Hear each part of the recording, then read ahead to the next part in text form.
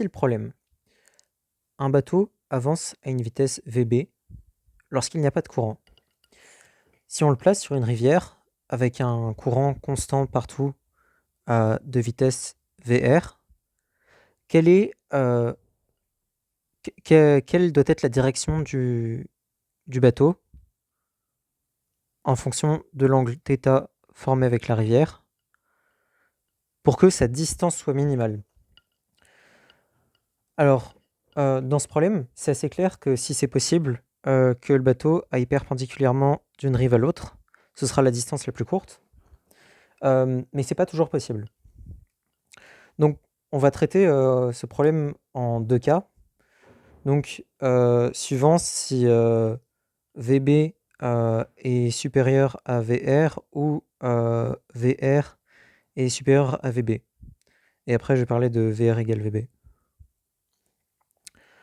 Alors, dans le premier cas, donc, si la vitesse du bateau est supérieure à la vitesse de la rivière, alors en les mettant bout à bout, en mettant leur vecteur représentatif bout à bout, on a comme ceci la vitesse du bateau, et comme ceci la vitesse, comme ceci la vitesse de la rivière, qui est parallèle aux berges. Donc ce qu'on veut, c'est que le vecteur vitesse résultant soit selon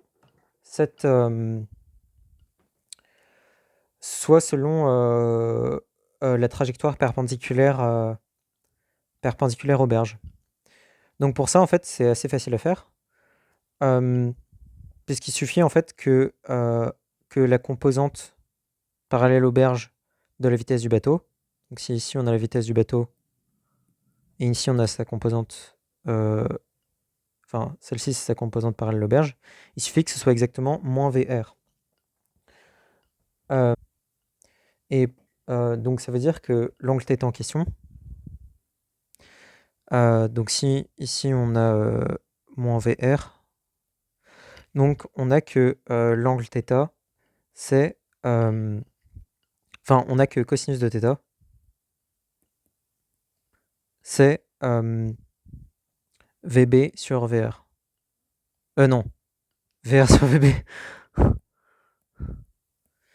Et puisque θ est entre 0 et pi sur 2, clairement, on a que θ, c'est arc cosinus de VR sur VB.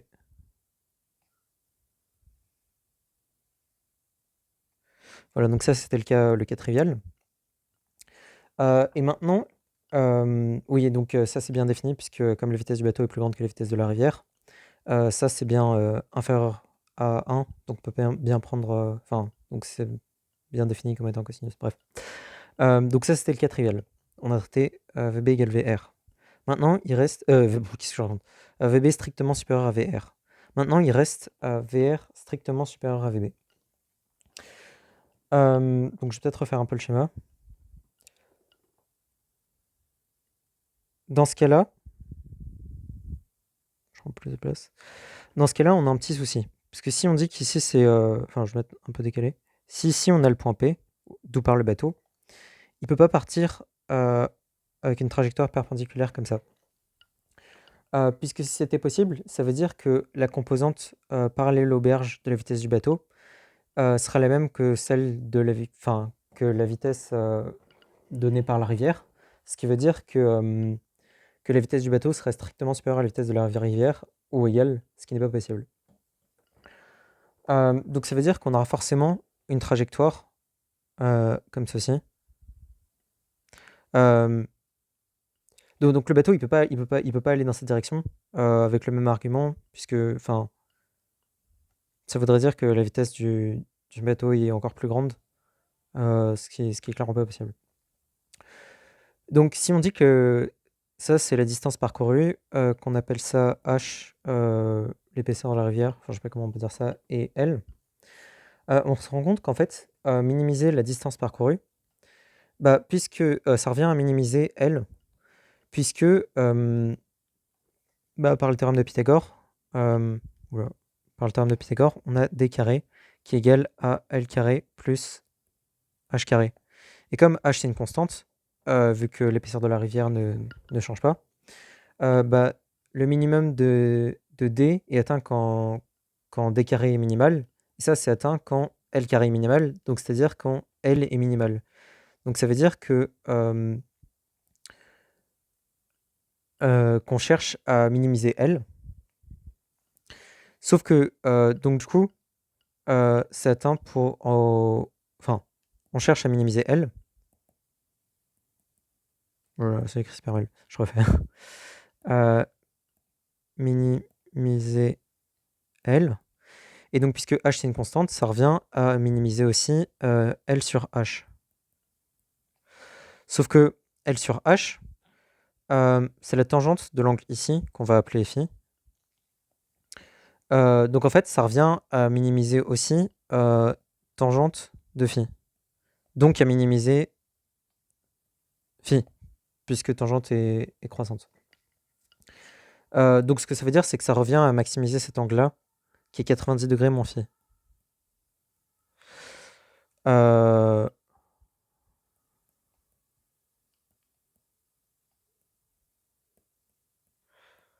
Voilà. Et donc pour ça, en fait, on va se poser comme question, quelles sont les valeurs possibles pour 90 degrés moins phi. Donc si on représente à nouveau les situations, donc on a toujours nos deux berges parallèles, une comme ça et une comme ça. Voilà. Là, on a le vecteur vitesse du bateau, donc la direction dans laquelle il va dans le référentiel de la rivière. Et on a la vitesse de la rivière qui est... Je vais peut-être pas la représenter juste comme ça. Et on a la vitesse de la rivière qui est parallèle. Et ce qu'on cherche, c'est toutes les valeurs possibles pour...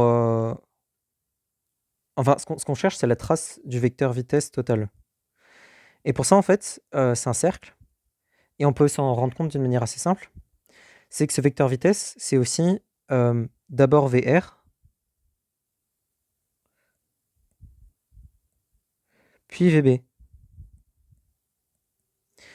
Et donc, si on fait varier VB, on obtient un demi-cercle, par définition, puisque bah, c'est tous les points à distance de VB du point décalé de VR, qu'on va appeler, je sais pas, O.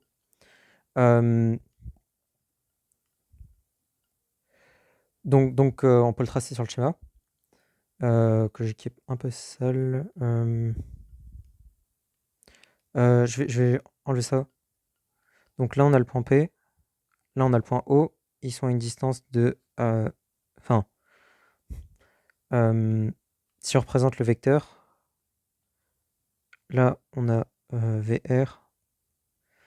Et on a un demi-cercle de rayons. Je vais mettre le rayon ici. Peut-être comme ça. Un rayon VB. Donc en fait,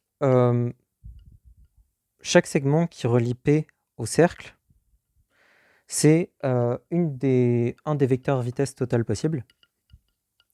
Et donc clairement, celui qui a l'angle ici le plus grand, donc qu'on cherche à maximiser par l'argument ici, bah, c'est clairement celui qui est tangent au cercle en fait. Voilà, bon, c'est super. Je vais peut-être enlever ça. Voilà, donc qui est tangent au cercle. Et donc si c'est tangent au cercle, ça veut dire que ici, on a un angle droit. Oui, voilà, bon bref. Et on peut faire plusieurs remarques sur ce triangle. Déjà, puisque ça, c'est l'angle entre le vecteur... Enfin, là, c'est plutôt VB en norme. Bon. Puisque là, on a le vecteur VB, et celui-là, pas en norme. Enfin, Parce qu'en fait, on a juste pris le vecteur VB et VR et on les a additionnés dans l'autre sens. VR. Donc ce qu'on peut faire comme remarque, c'est que si ici on a l'angle θ, bah, par angle alterne interne, ici aussi on a θ. Donc en fait, cet angle-ci, c'est 90 degrés moins θ. Mais on a dit aussi que c'était 90 degrés moins phi. Donc en fait, on a que θ égale phi. Et ça, c'est assez intéressant, parce que du coup, si on retrace la perpendiculaire, enfin en fait, même ça finit le problème, bah, ici, on avait l'angle phi, qui est donc θ. Et puisque, enfin, par angle alterne interne, on a aussi θ ici. Enfin, on a que cette droite-là, oula, que cette droite-là et le vecteur VR sont parallèles. Enfin, que le vecteur VR est collinéaire à la droite. Enfin, c'est un vecteur directeur de la droite. Oui, je crois qu'on a ça. Donc ici aussi, on a l'angle θ. Et puisque ici, c'est un angle droit, et que... donc on a... Je sais pas comment... Oui. Ça, c'est un angle droit, par définition du segment. Et on sait que cet angle, enfin que θ plus cet angle, c'est égal à cet angle plus θ. Donc ça veut dire que ici aussi, on a 90 degrés. Je vais peut-être un petit peu juste remettre l'angle droit. Voilà. Et donc maintenant, on peut juste genre, appliquer de la trigo et le problème est fini. Puisqu'on sait que le θ pour lequel la situation est minimale, c'est celui pour lequel on a un triangle rectangle ici. Et donc on a que cosinus de θ, c'est la valeur, enfin la norme de VB sur la norme de VR. Donc c'est VB. Non, il y a un problème. Si, c'est ça, c'est ça. La norme de VB sur la norme de VR. Et donc avec le même argument que tout à l'heure, on a que θ, c'est arc cosinus de VB sur VR. Et donc c'est assez amusant, puisqu'en fait, la seule différence dans les deux cas, la seule chose qui change, c'est l'argument de l'arc cosinus qui est flip. Donc je sais pas, je trouve ça assez amusant. Puisque bah, le problème est continu. Ah oui, il faut que je parle de ça aussi. Le problème est continu, sauf en un point, puisque j'ai pas traité. Bon, je vais pas réussir à faire ce cadre. J'ai pas traité le cas où VR égale VB. Enfin, ça c'est traité. Donc je vais le faire maintenant. Donc dans le cas où VR égale VB, il y a plusieurs situations. Enfin non, il n'y a pas plusieurs situations. Enfin si, plusieurs situations. Déjà, ce qu'on peut dire, c'est que... en fait, on peut faire le même argument que dans le deuxième cas, qui est que si là on a les berges et la perpendiculaire, la trajectoire du bateau, elle sera forcément dans cette zone-là, puisque dans le cas où on a la vitesse du bateau comme ça, bah, elle s'annule avec la vitesse de la rivière, donc le bateau bouge pas. Et si on a VB avec un angle, bah, sa composante selon les berges, elle va être strictement inférieure à la vitesse du bateau, donc du coup il va aller dans cette partie-là. Et donc en fait on peut appliquer exactement le même raisonnement que tout à l'heure. Donc ça veut dire que le θ qui minimise la situation, enfin plus θ est proche de arc cosinus de VB sur VR, plus il sera optimal pour la situation. Sauf que dans ce cas-là, ça veut dire que θ, il vaudrait 0. Sauf que ça, oui, c'est ça.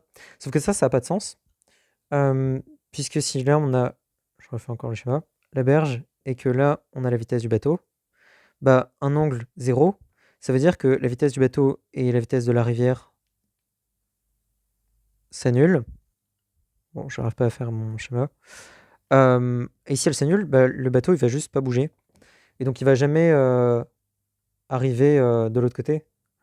Donc, c'est un peu problématique de dire que la distance minimale qu'il aura parcourue, enfin, que la distance qu'il aura pour aller de l'autre côté est minimale, puisqu'il atteint jamais l'autre côté. Donc c'est un peu, donc le problème n'est pas défini pour VB égale VR. Donc en fait, le problème a juste pas de sens. Enfin, ce qu'on peut dire, c'est que la distance, enfin, à mesure que l'angle θ est petit, la distance devient de plus en plus petite.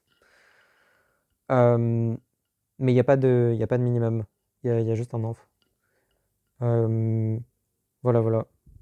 Donc c'est assez marrant. Donc si on résume, genre, donc, donc vitesse du bateau strictement supérieure à la vitesse de la rivière, ça implique θ, enfin, peut-être j'écris, cosinus de θ, c'est VB sur VR. Et vitesse de la rivière strictement supérieure à la vitesse du bateau, ça implique cosinus de θ, c'est VR sur VB.